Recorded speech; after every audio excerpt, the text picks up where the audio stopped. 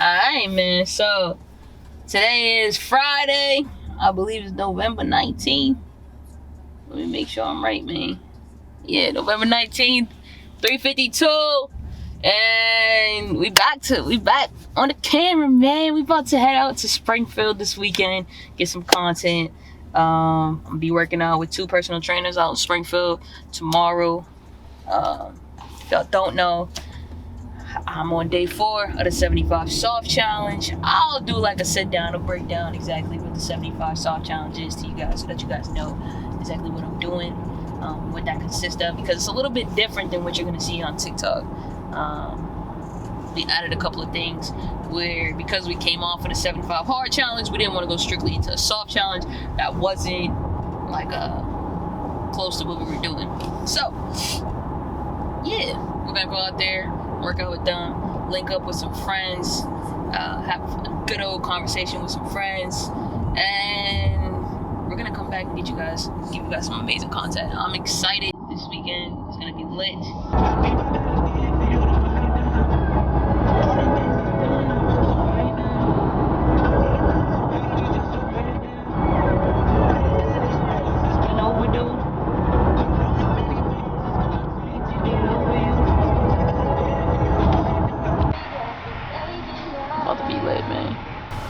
Whole gang's coming. Also, by the way, Christian don't really come out like that. Christian's coming out tonight. Oh, Christian's coming out. Clap your hands. Christian don't come out. Last time Christian came out, photo shoot. Y'all remember that, right? Mm-hmm. Remember when y'all met Christian at the photo shoot situation?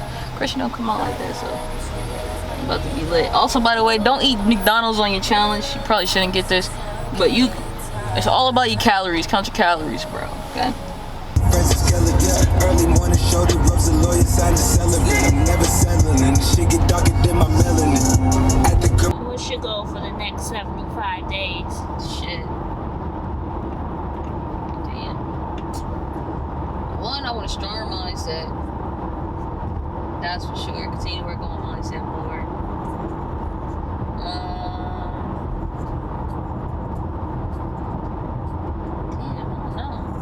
I would say the weight thing, like, I do want to lose another like 15 pounds in this next 75 days, but with the weight shit, let me stop cursing so much. With the weight, it's like I can't really say I'm gonna shed 15 pounds these 75 days. I'm gonna try my hardest to get it done, but at the same time, it's like you're gonna plateau at times, you're gonna be steady at times. I was at 220 for like 2.5 months, no, well, 3 months I think actually. Before then it just dropped down. You feel me? And right now I'm fluctuating at 205, 207, and all I want to do is get to 199, and it's right there. I can see it, but my body is like, it's trying to get used to things. So I just need to figure it out. That would be my ultimate goal, is to drop 15 pounds in the next 75 days. However, I'm not gonna stress my mind over dropping that much weight, because I could be gaining muscle too, and I feel like that is the case. I just want to be satisfied. I just want to be happy. But I don't even know if I'm gonna be there at the end of the 75 days. I'm way too good.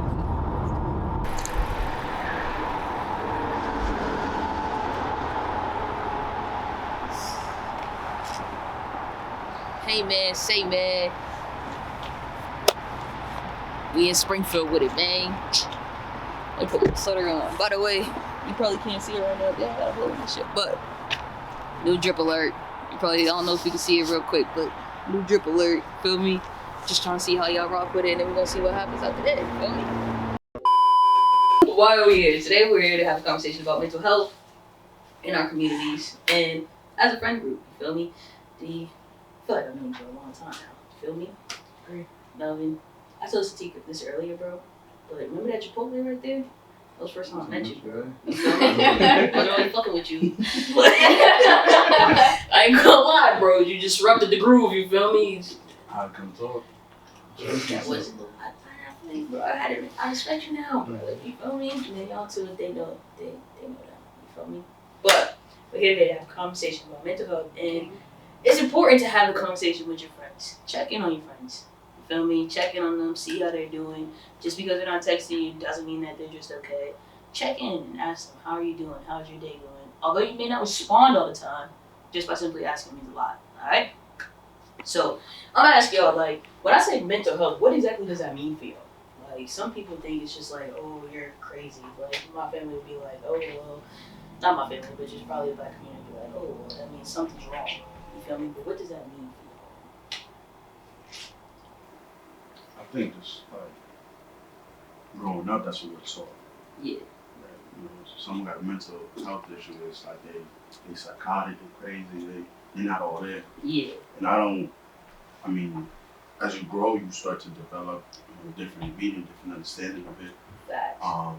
And I feel like now that I'm older now, I understand it's not.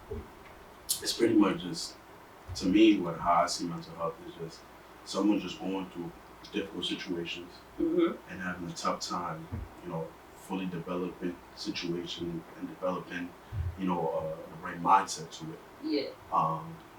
So I think that's just, I don't think it's someone I'm not, off the rip assuming, you crazy because you got mental health issues, Mm-hmm. you don't lock you up, something like that, you know what I mean? Yeah. So. Facts. I mean, for Hispanics, I think, like I was taught, there was no such thing as mental health. So we weren't even allowed to feel anything or any type of what you would consider a norm. But now I think it's kind of everyone deals with mental health in different types of ways. So mental health could be how you woke up that day, how you address other people, how you kind of take in and process things. But I've learned a lot in these last couple of years, working with mental health and substance abuse personally, but just how you process things. I like that. That's different. I never heard nobody say like that's how you process things. You know what I mean? Like people just be like, oh, it's how your brain works. It's not always bipolar or schizophrenic. Right. It's always like a negative stigma to mental health. Like you mention mental health and it's automatically like, oh, what's wrong with you? Like you're crazy? You're like, what are you going through? Like you want to talk about it? Yeah. Oh, that's when really mental health could be seen as a positive thing. Like you could just checking in could just simply be like, yeah, I'm okay, I'm doing all right today, instead of just, no, actually, I'm feeling down. Like it's just the negative stigma part to it is kind of what's being more populated than like just checking in regularly, pretty much. Right. I think there's a spectrum. Like you said, it's like the positive. It's like regular health. It's like you have your good health, and then there's a spectrum. You have everything in between, and then you have your bad. Mental health is geared towards the bad. That's what people think it is, but it's not. Being happy is part of your mental health. Taking care of your mind and how to, I don't want to say think stronger, but a stable mindset or not having control, but allowing it to come and go and embracing that experience. Again, whether it's happy, sad, depressed, it's just, I think a lot of people connected to that negative stigma of something's automatically wrong with you once you mention mental health. Facts. I even said about like embracing those feelings because I was telling you a little bit about the 75-hard challenge for me, right? And like I've had a lot of good days, but I had a lot of bad days, and I'm not used to having bad days. I'm not used to being in touch with my feelings. Y'all know me. I'm just like, dang, probably happy more so. I could be an asshole, but to be in touch with my feelings and to say like this is how I'm feeling today, or I'm just having a bad day. That was probably the hardest part. Saying I don't know what's wrong with me. There's really nothing wrong with me. I'm fine, but it's not the best day. But what defines a bad day?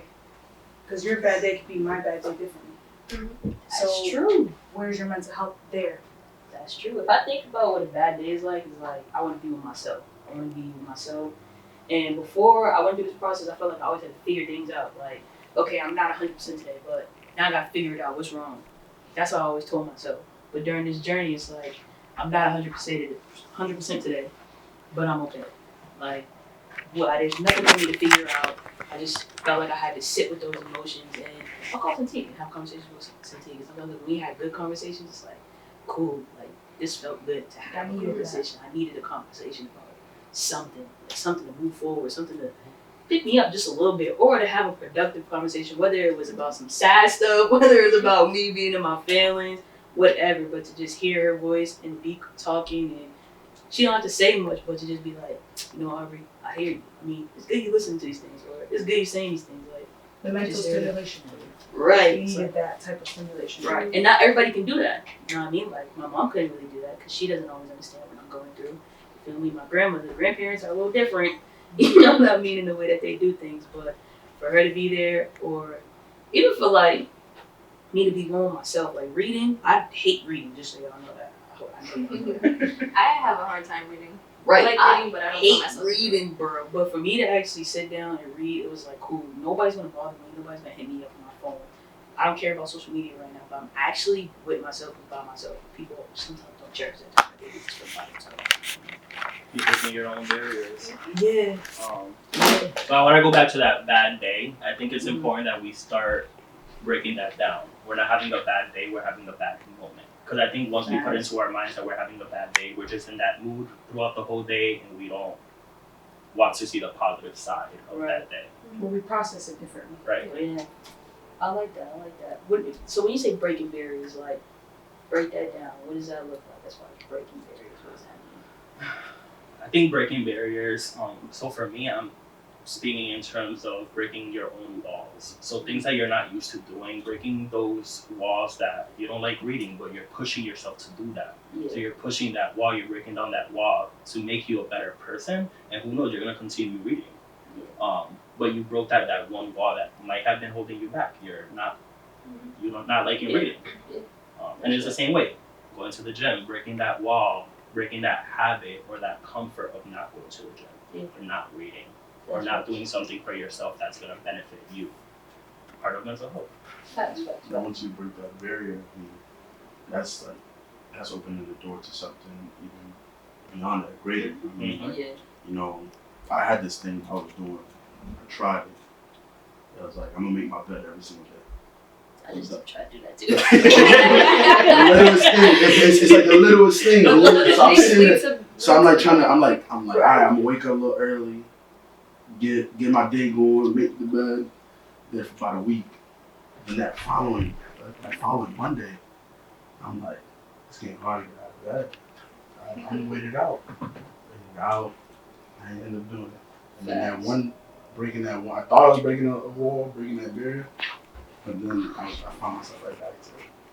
Did it make you feel different that your bed was made? Yeah, because I felt like I was being productive. Well, Bro, your room look clean. Yo, like early, right early. Like I feel like I'm gonna get home from work and everything's gonna look nice. Yeah. But it's just like getting lost that one day. Just backtracked into everything. I did that because I read David Goggins' Can't Hurt You. I don't know if you guys know about David Goggins. I don't want to. He is insane. But he has like every chapter after every chapter there's a challenge that he wants you to try. One of the things is like writing down all the things you don't like to do. So one of the things I don't like to do is make my bedroom. I feel like, why make it? Because you about to get back Pretty much. One of the things I don't like to do is wear my seatbelt when I'm driving. I really like wearing my seatbelt. Even if I'm going down the street, it's like I'm gonna try to hit a little dude. Yeah, I will hear him until he go off. You feel me? So annoying. Right. But now when I wrote that down, I was like, man, like, you know, this is little stuff. You know what I mean? Like, this is little stuff. I wonder how, like, what other stuff do I not like to do that I do in my life that's bigger than that? And so now my biggest thing is putting on my seatbelt. So you get in the car now, I'm like, pling. First thing. First thing. But you get used to it, because I was the same way, and then I changed cars, and that beeping sound doesn't stop at all. So it just continues and continues. So then I had no choice but to put my seatbelt on. Right. And now when I go to someone else's car or anywhere else, the first thing I do is put my Put it seatbelt on, right? That's crazy how our minds work like that. Mm-hmm. But it takes that mental discipline every day to switch it up. Usually it takes about 30 days. You do something 30 days straight. Build a habit. So that help. So let me ask y'all, like, how do y'all take care of yourselves? Like, when I say take care of yourselves, I mean like progressively take care of yourselves, right? So sometimes we have bad moments, right? I like that you said that, bad moments. It's like sometimes, for me, I gotta go to the gym now. That's my new routine. That's what I like to do when I have a bad moment, right?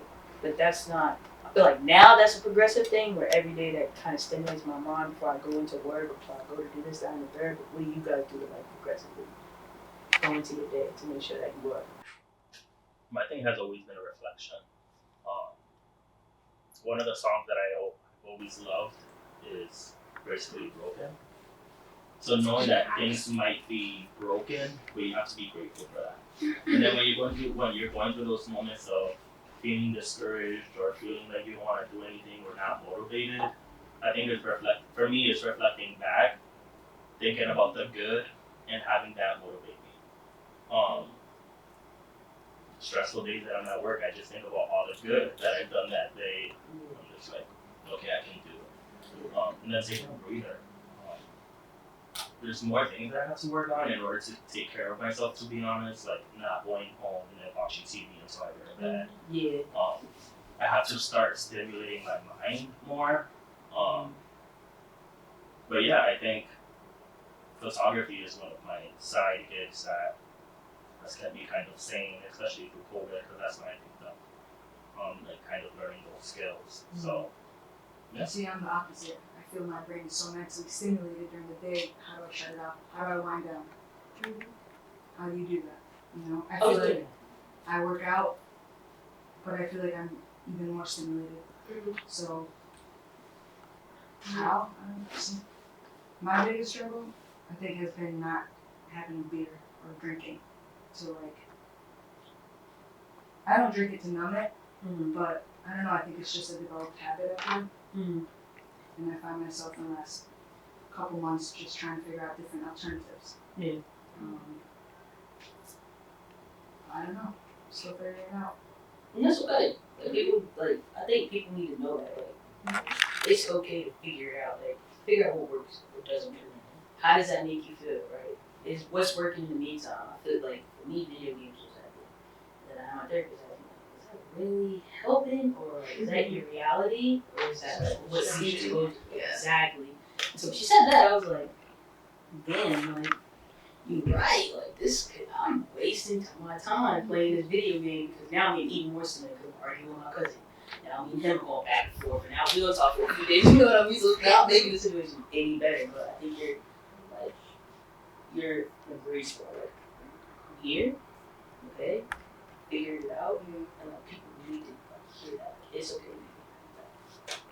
And there's never one thing that works. Facts. I was just gonna say, I feel like I'm a mix of like everything right Depends on now. my day. Yeah. Like Sometimes I go into like, you know what, I just go into like clean mode and I'm like, just, sometimes I rather just deal with other stuff than like my own. So when I say busy, it's busy until I find a way at night to calm myself down and like actually fall asleep. Yeah. So staying busy is one of those things, is it, am I dealing with it or am I just putting it off? But then again, why do I have to deal with it every day? Why can't I just put it off and then deal with it when I'm ready to deal with it? Right. Sometimes we're trying to rush to get results. Right. And there's no rush. You gotta take every day by itself. Be in the moment. Be in the moment.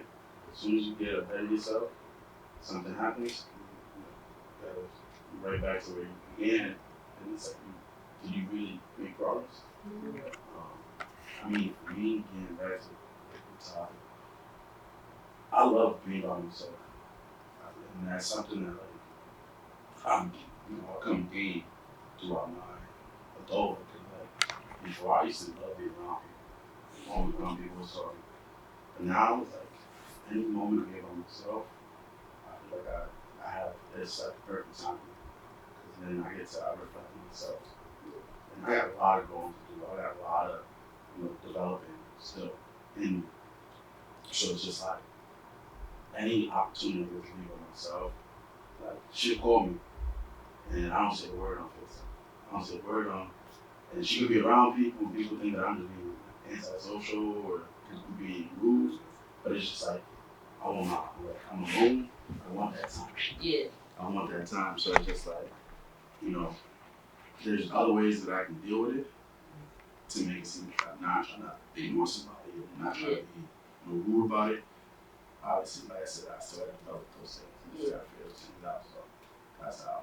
But maybe you don't do that because it takes more energy from you. Because that's how I am. Like if I force myself to be social when I feel like I can't be, it just drains me even more and it puts me into a negative state, which I was trying to avoid in the first place. Or maybe it's just figuring out what crowd you should be in. to, you know, Feel help at you ease. feel feel at ease or help you feel lighter, because that's something that's happened to me too. Some people understand it, like when you are having those bad moments, and some people don't. And it's like some days you gotta go more towards those people, and then like they'll pour into you as you pour out into them, and you know, just take a step back. And it's not bad to say no. So Yeah, or say what you need. Like you said, like you by yourself, right? I'm like that. So, yeah, like a lot of I just people, need bro. But you ever find with that it's too much being by yourself, so you're too much in your head? Yeah. Yes. For me, I have. I Because definitely for have. me, I have. For me, it is like if I'm too much in my head, then I'm beating myself up with things. I'm beating myself up with things. Mm-hmm. How I deal with things. So for me, I have to find a balance. I feel like I've done that. There was what was it? Like, I don't know, this was not all the way there, but I was so in my head about how do I explain to females in general, right, that I don't want to give my energy to anybody else. You feel me? I don't want to have to pick up a phone call. I don't want to have to talk to you all day. I want to be me, and then when I'm ready to engage, we can engage, but then when I'm ready to dial back, I can dial back without hurting you. Right? But I'm so in my head about how do I say this and not hurt anybody, and not hurt that person. So then I'm just thinking all day. Then I had to realize, like, well, I'm not thinking so much about how they're going to feel, and this is making me feel some type of way, so why not care about me and what I need? Then eventually I just had to say it. I had to say it to one person, and I had to say it to the next person, and I had to say it to the next person, and tell them, like, listen, I'm not trying to hurt you, but I need this for me right now. You know, I need you guys to respect that I need that for me. I mean, I worked off of this, but I think that's kind of one of the, I'm not gonna say issue, but it's like it comes to like affects when we start thinking about other people's feelings. Like, to be honest, I can be an asshole. Like, so it's like, Okay, to be honest. and I'm not gonna lie, like, I know like when I cross the line, when I said something that, like, as soon as I say it, I sit back and I get quiet. I'm like, damn, like I shouldn't have said that. You know what I mean? So then I start thinking about it. And I'm like, I'm sitting there. All right, do I apologize right now, or do I just leave it? I'm like, sometimes the apology comes straight out. Like, even if they don't believe me saying I'm sorry makes me feel 100 times better. So I think it's just like sometimes you gotta sit back and just like can't think about it as feelings. Yeah. Because at the end of the day, it's gonna mess up with your head, it's gonna mess up with your feelings, and then it's like how you gonna get over it. right. And you can't with other people. That sometimes that's the hard part. Sometimes you can't, like, for me right now, I keep telling people I can't cater too much to other people. I can't give somebody so much of my energy because right now I'm so into just understanding what's within me. Right? Like, what is going on with me? How do I get myself better day in, day out? Right? So I can't give you that energy. No disrespect to anybody that's in my life, right? And I don't want to hurt you, but I can't. Like, I just can't do it right now. I know you want to talk about today, we can talk about it today, but I kind of don't want to talk about my day all the time. You know what I mean? But that's the stage that you're in right now. Yeah. Because I feel like eventually everyone has to go through something similar, because for me, it happened to me when I graduated college and I had moved back from Georgia. And I feel like Back from Georgia. I came back home. Oh. Remember, I graduated, left to Georgia, and then I came back home. Yeah. And so on top of that, not working out for me, this is actually the first time I'm speaking about it, because I never wanted to admit it. I never wanted to admit the fact that I came back home, pretty much. But having that time without a job, no connection with anyone, we were kind of going through the same thing during that time. I don't know if you remember. Like, we were trying to figure life out, because, like, we obviously, all we knew was school up until age, 22, 23, 22, I think it was, yeah. And so now you have all this free time, so it's like, and at the time I wasn't working, so like, all I did was wake up and just think and just put myself into like this hole where it was now, like, I've always been the type that I just have like a I don't care mindset, or like it is what it is, but that year I feel like it broke me, but it made me, because I don't know, like the job that I went into was like the biggest blessing in my life because like I made the best connections there. Like I don't think I'll ever be as close to people as I am now, but like that just made me I had to feel what I had to feel, face the emotions, get through it because there's no other way that you'll get out of it. So it's like you acknowledging like how you feel and trying to figure out what you're trying to do with it. It's gonna make you look back and be like, all right, now that if I go through this again, I know what to do.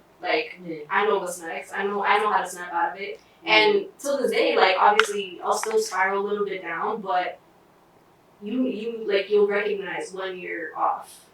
Like, you'll tell the ones around you, like, listen, I'm a little bit off, I know, whatever, but I'll figure it out, you know. But maybe sometimes, you know, it's not just for you to figure out on your own, like, you gotta call the people that you know, like, you need that mental stimulation for Mm-hmm. people. And processing it out loud and talking about it makes you process it. Really. Yeah, that was the next thing I was gonna say. I spent a lot of time alone. I grew up an only child, so all I know is to have conversations with myself. Like, I know how to figure things out myself.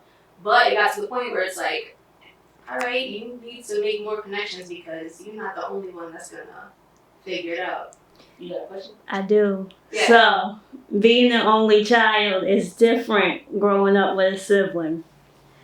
Because when you're an only child, you know how to deal with what you deal with. But that also reflects in all your other relationships in your life, whether it's friendships, and being other family members, because to be honest, I feel like a lot of times I'm not even close to my own family. Like, it's just, I figured it out on my own. And during that time, I had to be honest with myself, be honest with the ones around me, and tell them, listen, I'm not okay. Like, I'm trying to figure this out.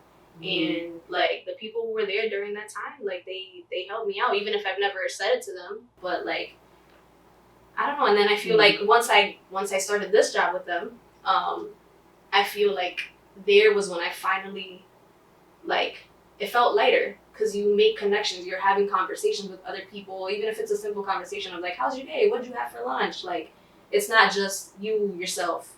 Like, it's okay for you to be, like, reflect with yourself, but it's also important to speak on it, to, you know, let it out, feel what you gotta feel. Like, it's just, I think my point is, it's important to have relationships in your life, having connections, having these conversations, like, because you can empower yourself, empower somebody else. Like, it's all about pushing each other, pushing yourself while you're, you know, pushing others. All right, one more. You're an only child too, so you're gonna Semi only child. you grew up an only child, so I'm gonna ask this question. Being an only child, how do you get yourself to that point where you trust other people? Because it's always you. That is. Yo, she's been hitting me with deep questions. Okay, but I just want to point out, you see the two different personalities, being an only child. I'm one too, so I know. She's y'all more like the same. I'm more like, yeah. I think. Oh shit! Stop stuttering. I don't even stutter. No, it's like, I don't know. I think for me, being an only child and just being like with myself, I do spend a lot of time with a lot of people. I like being with people. I like going out and doing things. But I think it's still hard. Me personally, I've built myself off of my past issues. That's just what it is.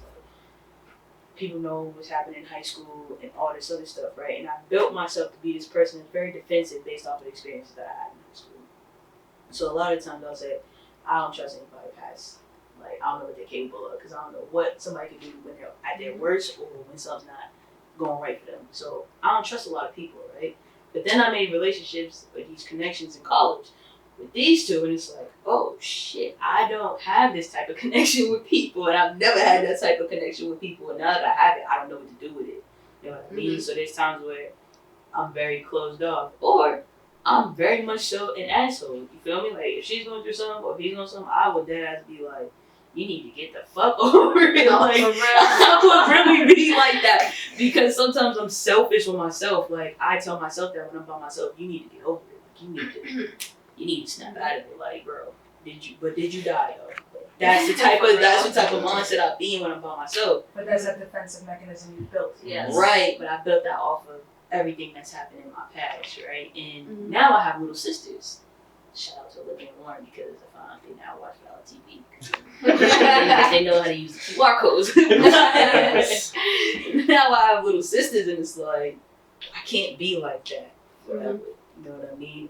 And I think in this new journey, I'm figuring out how do I figure out who I truly am. And that's really what this is. Like, a lot of people, it may look like it's just a weight loss journey, but it's really deeper than that. Like, how do I figure out who I truly am, who I really want to be? Because right now, everything that I am is based off of everything that happened before. And that's a long time ago. And I have a lot more years to live. You feel me? God willing. So it's like, how do I figure out who I am so that when they grow up, they don't make their experiences become who they are. And they can really truly take time to figure that out throughout the time. And I hope that they, Mo's just living a different life, but I hope that they really take that, into consideration. And they have each other too. And that's important that they have each other and understand what it means to be a sibling. Because I had to learn that as a 21-year-old, what it means to be a sibling. Like, and that love is like no other love. Like, I can't explain that. You know what I mean? So I think that's for me. I mean, so I come from the whole complete opposite. I was just gonna ask you guys, how is it? Like, So I'm one of 7, and I fall under. I'm the second oldest. I'm the first female, second oldest, and then I have the young ones. My youngest brother is he's a freshman, and then I have a junior and a senior. No, she's a freshman in college, and then my brother who's 4 years younger than me. I guess about your age. And then my older brother who's 2 years older than me. So for me, I started being an older sister when I was like 4 years old, and at that time you don't even grasp it at that time, And for me, I kind of put in the role where I raise my siblings. And it's such a selfless love. It's like you stop thinking for yourself. But I think that has snowballed into my life where I think of other people first. I put them first because that's what I'm used to. I'm also used to not being alone. I always have someone there, some people there. So that's different. That's like a lot of people in your space. Like there's no privacy. There's no privacy, you know what I mean? And so a lot of things have transpired in my life, and I find myself back at home with all of them. And they're all teenagers now. When I was living there, they were all kids, like kids. Now it's adapting to their personalities, their minds, and where they're at, and how I can better support them without being a punitive parent figure to them, still being a friend, but knowing I have to put my stuff aside to kind of understand where they're at. What about you two? Having siblings, what was that like? And where do you land in that totem pole of siblings? Like, are you the oldest, youngest? So my brother's my best friend. It's only us two. Miguel and I. Shit. Is he older? He's 5 years older than me. But I think the toughest part growing up was everyone expected me to be like him. And that took a big toll on me. Because it was like, alright, Miguel got straight A's, what you get? A's and C's. I still remember the first time I got that C. I don't forget you. Because I got in trouble. But that was the biggest part. Is like, they see that I'm gonna be better. Like, school wise was his thing. Yeah. Sports was my thing. We had our differences, but everyone always expected me to still have that book smart thing. Yeah. And I couldn't have it. I just didn't have it. It wasn't for me. But as when younger, you fight. Right? It's the arguments you fight. Now it's like, my brother just got married this past summer, and I'm standing there, I'm his best man, and I'm looking at him, I'm like, yo, you doing this? Like not only like, I didn't expect my brother to be married. Like growing up, I just didn't see it. And then I'm standing there, giving my best man speech, tears running down my face. I'm like, what? But it showed that connection, Of course. that bond. Shows it now.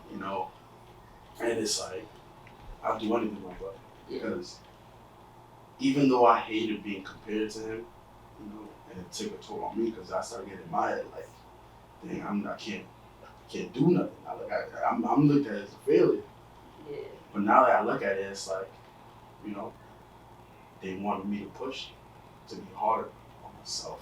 Yeah. Like he did, you know. And there's not a day I don't go more than 24 hours without talking to my brother. That's my best friend. We built that, you know. And so I think like having that sibling around, you know, sometimes it messes with you, but 9 times out of 10, once you really get to know, like there was this thing that said like, you know, you wake up one day, you got a sibling, and then a couple of years later, like, yo, you're not that bad, you know, like you, like, you know. Because Lydia is terrible right now. She's like, oh my God. But by the time she's 15, like, that's gonna be it. Yeah, you are. Yeah. So it's like that. So I mean, it just, I think it had days where it affected me bad. Cause I get mad at myself. I get in my head. But in the reality, it's just like, it's one of the best things, you know, that happened. And it's like we didn't have anybody else. It was us two. It was us two. If I'm having a bad day, I'm not really gonna talk to you about it because I know you're gonna be like. Because that's another thing. Gender is a big thing when it comes to expressing yourself. Yeah. Opening up. Men don't like to talk. That. What are you saying facts for? You know what? That's facts, bro. No, big facts. She's I got like to Mentitis. Mentitis. Facts. I hit her like I'm not trying to curse too much. I got mentitis. So it's like, you know, remember? I think so. Yeah. Oh, I think it was she do. But it's like, you know, and then because of that, the older you get, it's harder to open up, express yourself. Yeah. And that's how you just start getting in your head and messing it up, so. Take these, bro. See, I strive, and I'm very hard on myself because I feel like a role model to them. So, and I know that they're like, oh, you know, they look up to me. So, when I feel like I'm fucking up, messing up, it's like they look at me and that's how they process their life, you know? And like I said, I knew them when they were babies, and now they have personalities and they're going through things. And they see how I keep up my life, like making the bed. I make the bed every morning. I clean. Sundays are my days to clean. I organize everything. I do my laundry. I get myself right. And they're like, "You're so well put together." And I'm like, "No, I'm not." When you grow up and you realize everything else that comes in your life, this ain't well put together. But I do my best because that's all they have to look up to, you know. And from being, you know, first generation Americans, they're like, we're very hard on ourselves because for us it's like they didn't go all this way to get to nothing with us because they did all that for us to be better, you know. And I think for me in particular, being the only out gay one, lesbian, there, you know, I fought so many battles with my parents to get to where we are, to allow them to be who they are, you know. And I know right now they're not. I know one of my sisters is bi. I know that, and she's able to express herself with me because I'm her safe space. You know, so I have to do the right thing to role model what that is. And that can be very overwhelming. You know, some days when you are having your bad days, but you have to present yourself a certain way. But then again, I'm balancing the fact that it's okay to be broken at 30. You know what I mean? Like, it's okay because growing pains. You know, and I tell them all the time, you think this is hard? You get up and go to school and come home and go to your little part-time job. It gets worse. But how you face this now is going to define how you face it in 10 years from now. So how do I balance that out? You know, being vulnerable to them, showing them that, you know what, I don't always have a good day. And then again, how do I reflect and make that better to show them that it's okay not to have a bad day, but to bounce back and be resilient and strive to be the best every day because that's all we can really do. I think my question off that is I don't want to say it is it really a bad thing to show them that you're having a bad day? No, and that's what I want to show them. Because that's the thing. We get put growing up, our parents or anybody that we had older than us that we were looking up to. The only thing that they wanted to do was make sure that they never saw us, that we never saw them struggling. Right. Or sad, sad, and it's so. I'm looking at it. I'm like, all right, I've never seen my dad cry. I've never seen my mom cry. Right. I'm sitting there looking at that. So when I get to their age, I'm I'm getting older myself, and I'm starting to say that well, my parents never did it, Right. and that takes a toll. Because then you start showing those emotions, you start doing those things, and then you start questioning yourself. But then, am I not like them? And it's just. I think that's it's just a bad norm that we have, that we're just we can't show signs of weakness. That's what it is, yeah. Can't show signs of weakness. And to be honest, I never cried in front of nobody. If I know, but I'm able to open up myself. Right. And it's that level of comfort, figuring myself out, trying to figure myself out, opening up. And then, I'm not hiding from nobody no more. Yeah, that's good. And that's what you gotta do. I mean, that's good. Vulnerability is strength. Mm-hmm. Weakness is strength. Mm-hmm. And and it takes a lot to actually acknowledge that, though. Because takes a again, lot. vulnerability is you feel like you're weaker because you're opening up, and you admit that you're sad, you're depressed, and it's all right, I'm at a low point. But then it's once you're open about that, it's okay, now what am I gonna do about it?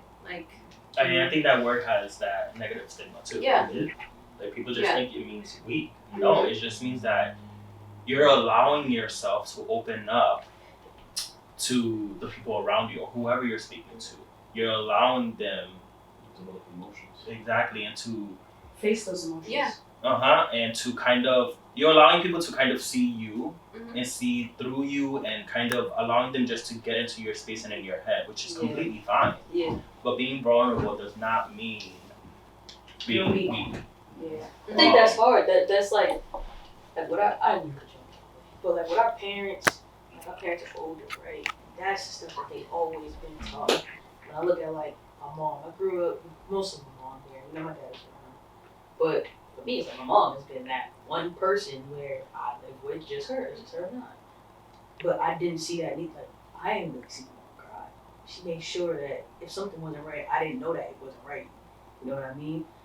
But I feel like that has played a role as me being this person who's trying to understand vulnerability and understand how to be myself and be this different type of person that's not like her, right? Where I finally had to say to her when we had a conversation, which you brought up, I told Zatique, I realized that you hold on to your past. I had to tell my mom this, yo, bro, you hold on to your past and you got me doing the same thing. For what? We're not the same. And you try so hard to act like it don't bother you, but I see all the time that it bothers you, and now look at me. Really, realistically, ain't shit happened to me. You know what I mean? When I look at it, I ain't never really been through nothing crazy. You know what I mean? I never been through nothing where it's damn, bro, my life is fucked up. You know what I mean? I've never been through nothing like that. But for me, at that moment growing up, it felt like that. Life is over. You know what I mean? Yeah. And my mom probably went through worse than me, but because she does that, I do that. Mm-hmm. Because she grew up in a situation where, we lived in Dorchester. She lived in Dorchester, right? So now she's looking around at exits and who's around and looking at body language. I do that. I went to Mecca. I spent a lot of my time in Sudbury, you feel me? And now I'm, what I say to you all the time, stand right here. I'm always like this. I'm always like this. Yo, bro, if we are out and you get too close, yo, bro, back up, bro. I don't know what you do. That's how my mindset works. I've never been through nothing, but that's all because of my mom. And it's crazy how that works on the type of person that you become just because of your parents. And unconsciously too. Unconsciously, you never know. Because their behaviors, you start mimicking them without realizing it. So for me, it was different. I feel like I'm completely different than my siblings. And we grew up I was kind of separate. and them. Just because they have similar personalities. I grew up the more introverted. I grew up in church, no cursing. I didn't even go to parties. So I think that took a toll. So I grew up with them, but I grew up alone. Where do you fall? The third. You're the youngest? The third. So I have the fourth, yeah. Okay. From my dad's side, we're 10. So we're a whole baseball team. Yeah. 10, a whole baseball team. My man said real quick, on my dad's side, 10. On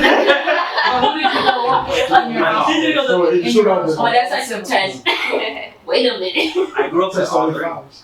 But it was all four, but it's just they were completely different from me. And to this day, you said it before, they're like, oh my God, you're like completely different than your family. Like my brother, he's very extroverted, very hyper, and I can be in a corner and I'll be chilling, quiet the whole night, observing. So for me, that took a toll because I felt like I was different from them, and on top of that, when I came out as gay, I just felt like I was not disrespecting them, but like Letting them down? yeah, in a sense. So I was just like, dang, like, So I held myself back, and to this day I still do. But then I think about those relationships, and now I'm learning to develop relationships and keep relationships and feed off of them in a positive way, because I can disappear, and I acknowledge that that's something I need to work on. And I tell Cincy all the time, I'm just like, I gotta push myself to do something. I might come into something and then the day of, I'm just like, I don't want to do it. But I have to push myself to do it, because that's what, afterwards I'm gonna be like, oh, that was fun. Right. Oh, I feel good. Yeah. But yeah, I forgot what we were talking about. I had a point. And your siblings and how you... Yeah, and how I took that. So, I don't know, it's just weird how now, like, I live with my sister and I look at her and she motivates me. Because, like, she's basically a single mother, and I see what she goes through, and I'm like, one, I can't come into a childhood. And but two, like, I learned so much from her being a single mother and all she has to go through, and I'm just like, wait. And I don't like comparing myself to people, but I use her as a strength. And I'm like, if you can do it, I can do it. Right. And if she can't do it, I'm gonna support you so you can do it. Right. And if I can't do it, you're gonna support me when I can't do it. Right. And we have that understanding. How's that trust? Yeah, and it's something that I'm learning, and it's to learn to trust people, to trust me, and for me to trust myself to trust people. Right. We're gonna have to cut that out, slow that down. Yeah, I know. That was deep. Right, I was like, but yeah, I don't know, I still learn, like, I still find that I'm different from them, but I learn from all of them. Yeah. They're all parents, my little brother has a house, and it's like they all go through their stuff, but we all go through it together. Yeah. And we know that our anchor is our mother. Because it's the same thing, she hid so much from us, but then I look back and she tells us all these different things she went through, and I'm just like, when did that happen? Yeah, like, and how did you make it through? Right. As a kid, you sitting there like, I never knew. Yeah, I think one of the biggest things that always got me upset was when my mother would throw it in my face. Like, I've had it, like, oh, I've done this because for you and your brother. I didn't ask you to do that. Right. You doing that out of the kindness of your heart. I didn't even know you was doing that. So it's like, because then now you telling me this, and now you making me feel bad. Yeah. And it's like, well, anybody else, I wouldn't give it that. But you my mother, like, right. I see, like, who am I gonna go? Like, and to know that there's realistically nothing you can ever do to repay your parents. There's nothing in this world where it's ever going to be enough to be like, thank you.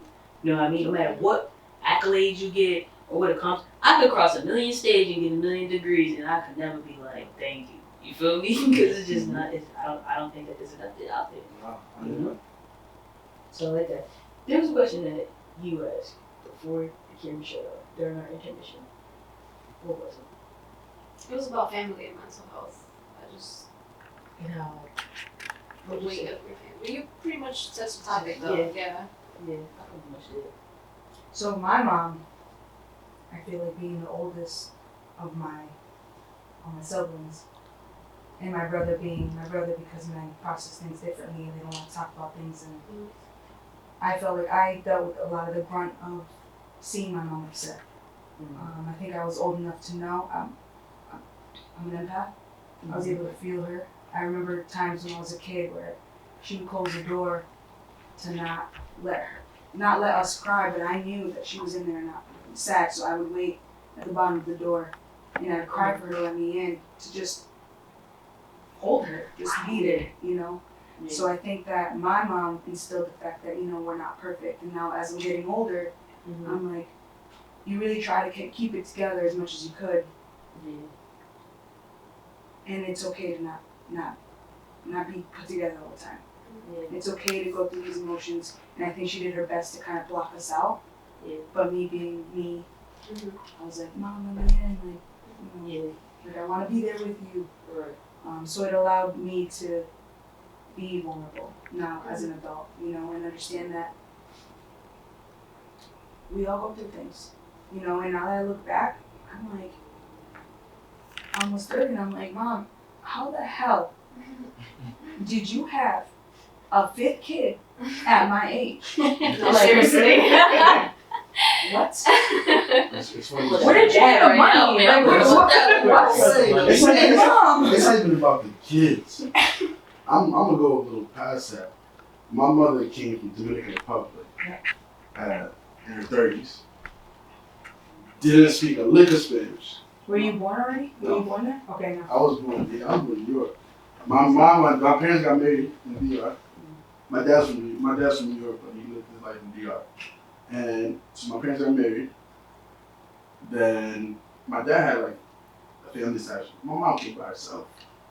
She's the youngest of 5. And she came over here, and all they had here was my dad's family.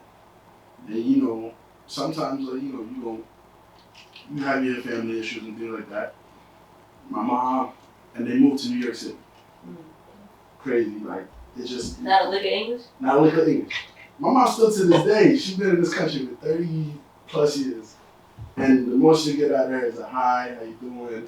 Very, very basic, very basic. Like she go to the doctors and, you know, she knows how to point and say pain, you know, things like that. So like, I'm sitting here looking at my mom, looking at my parents, I'm like, how y'all do that? Right. How y'all do that? Like, cause I'm sitting here, if I think about moving across the country, I'm tripping like, I'm gonna afford this, like, and I'm sitting there, so I'm like looking at it, I'm like, yo, like, and then all of a sudden, boom, you got 2 kids and you move to a different state. Yeah. It's like, just, like, I'm trying to, like, that was one of my biggest things on trying to develop these things. Like, how are we doing this? How y'all doing this? How'd y'all do that? They submerge themselves in things that they completely shock. Because the biggest thing is always, I'm broke. Oh yes, that was. I ain't got no, we have no money. So how y'all doing this? Because I'm like, it's just like, you just get up and leave. Because if that's the case, like, why is it so hard for me? I think for us too, it could be fear. You know what I mean? And that's what comfortability mixed with fear, right? Like you're comfortable with being fearful of the situation. I thought about that. I think almost every other year I say I'm about to move to Charlotte. I want to be my little sister so bad. Like I want to be able to pick them up from school, drop them off in the morning. You know what I mean? Right. Half the days we go out after. I want to be able to be that sister that does that, right? But I'm not. You know, because I don't. It's hard for me to want to get up and leave my mom. Want to get up and leave my grandmother. And I met my family. They like this. You feel me? But that pressure of getting up and going, it's like I can't. What if something happens? That's always on thinking. What if something happens? You know what I mean? I was in Westfield when something happened to my grandmother.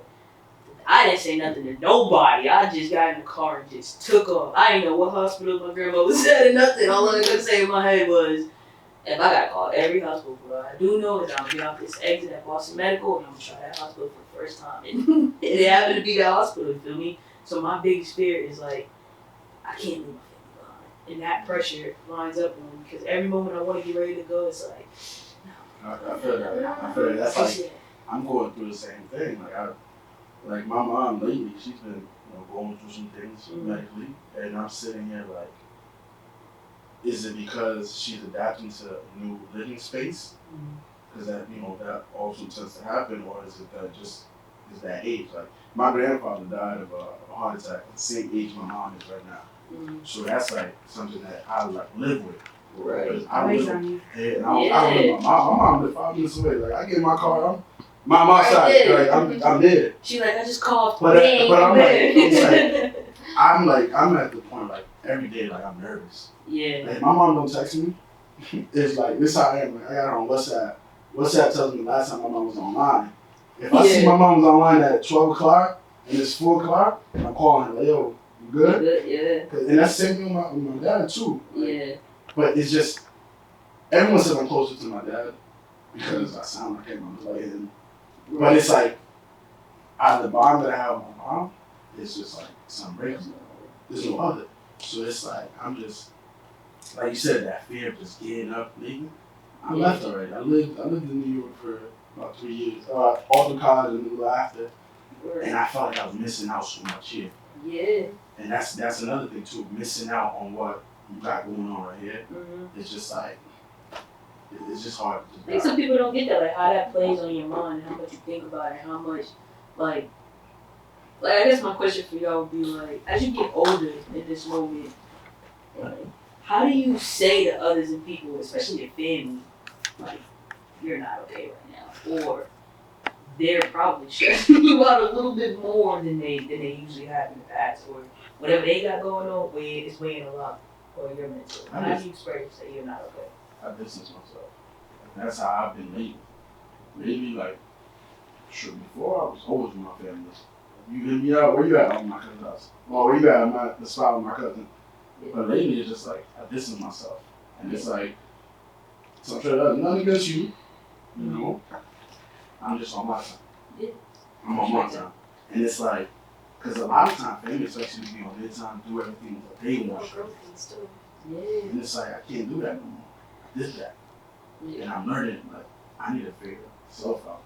Yeah. I'm at the point, no, you're not giving me $100 in my pocket just to sit here and chill with you. Like, Right. I'm gonna go get my money. I'm gonna go get my bag, you feel me? Yeah. So I need to distance myself, because if I feel like we're not on the same level, what am I What am doing? I doing here? Yeah. I respect that. What was your question again? Something crazy. I am. I'm listening. How do you express to your family that you're not okay? Or that there's situations that are going on? So everybody got family drama. Really. This stuff is go like weighing on your brain, on your mental. So for me, on top of not expressing myself with my family, I also feel that, like Christian, I grew up in church. My parents were pastors for all my life. They still are pastors. I feel like that also created a barrier with my parents, and I feel that the age gap with my parents also is another barrier, because they had me at such a late age, 40, so they don't understand what's happening with our generation. They don't understand the conversations that we're having right now. Yeah. Like, they're not gonna understand that. They're gonna be like, why are you talking to other people about that? Like, Trust you're gonna get bad vibes. Like, that's just gonna make you go, like, Trust fall God. even deeper. Yeah. Yeah, literally, just trust God, pray about it. But it's like, when you really look at it, it's deeper than that. And it's like, I feel like growing up, I viewed my parents more as like pastors than my parents. And like nowadays, I'm honest. Like I say that the people who played the parent role is my aunt and my uncle, because they were the ones to sit down with me and be like, listen, it's not okay. You know, I mean, it's okay to not be okay. Yeah. You know, this is what you believe in. This is like what they're trying to teach you. You know, be honest. We're not gonna judge you. Like, we're not gonna reprimand you. Like, we're gonna tell you did wrong, but we're not gonna, you know, reprimand you for everything. Like, obviously, bad choices come with bad. What's the thing? Consequences.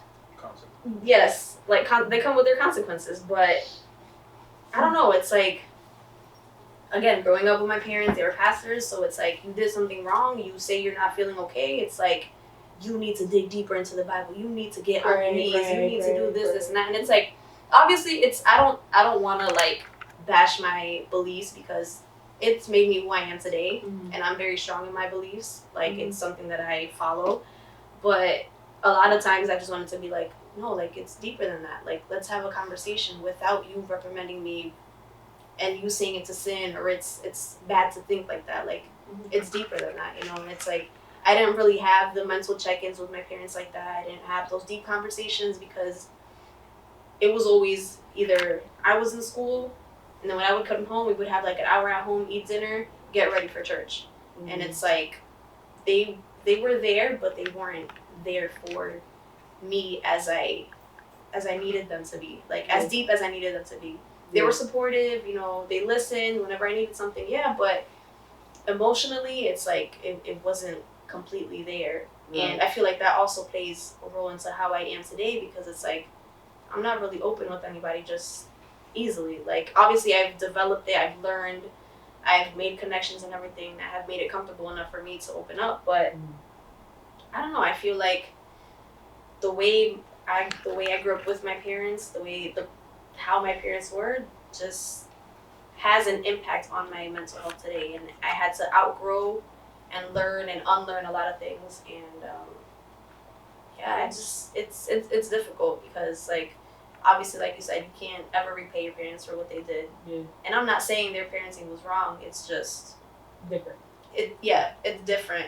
And like sometimes I see the relationship that others have, like with their parents, and how close they are and how open they are with them, and it's like I kind of wish I had that, you know. Yeah. But it's like I don't know, it's difficult because till this day, I'll admit, I do struggle with it. I try to figure out how I can connect with them, what makes me closer to them, what conversations I can have with them, and just kind of live with it that way. And it's okay to, you know, not always go to them for everything, because you have these people for you. Like it's just, and it's not a bad thing, but it's just learning how to make our relationship worthwhile, I guess. Yeah, that makes sense.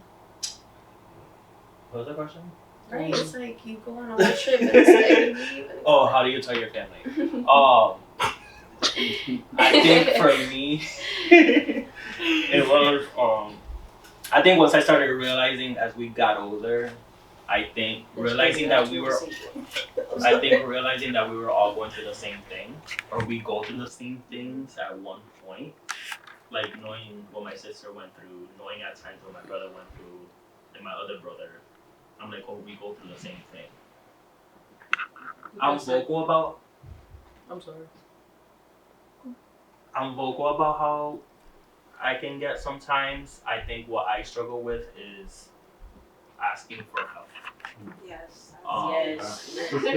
Like I can tell my mom, like, Mom, like yo estoy malo, like yo estoy a punto, like I can't. Yeah. But it's asking for that help or that advice that I need. Because sometimes they want to give you advice, but it's not the advice you need. Right. Or they tell you the things that you want to hear. You know, I just think you're gonna be okay. Or that's how life Just brush goes. it off, like. That's Because not what I just need. not think about it, it'll just Yeah. go away. Like, And I think it's me telling them, okay, that's not what I need right now. Yeah. Or just in general, when I'm going through something, like it's hard for me to ask for help. Yeah. So yeah, and I on the opposite side, I think I try to ask people as much as possible when they start opening up to me is, do you want me to listen? Do you want me to give you advice? Right. That's So, big. That's big. Look, a couple things I'm learning. For the help thing, have y'all ever tried to seek out like professional help? But I want to listen to. Oh my bad. Yeah. You don't have to. Nah, I'm not carrying something. Okay, that's cool. Have y'all ever like tried to seek out professional help? I did multiple times. My friends are professionals, so I seek them out. Facts. Have y'all ever tried? Like what you mean, like therapist type thing? I have a therapist, but she calls herself a life coach, so I'm going with life coach first. I'm going with life coach Life first. coaches are laughing. I'm gonna just say this right I'm going with now. life coach before the therapist. I'm not trying to get flamed for what I'm about to say.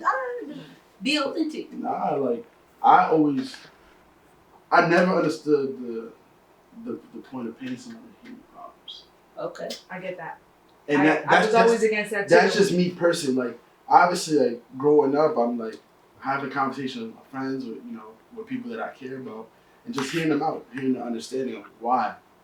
I'm like, all right, I understand. Like I'm understanding, but that was just my thing. Like growing up, it's like Right. I'm not paying someone to be my friend. to hear my problems. Right.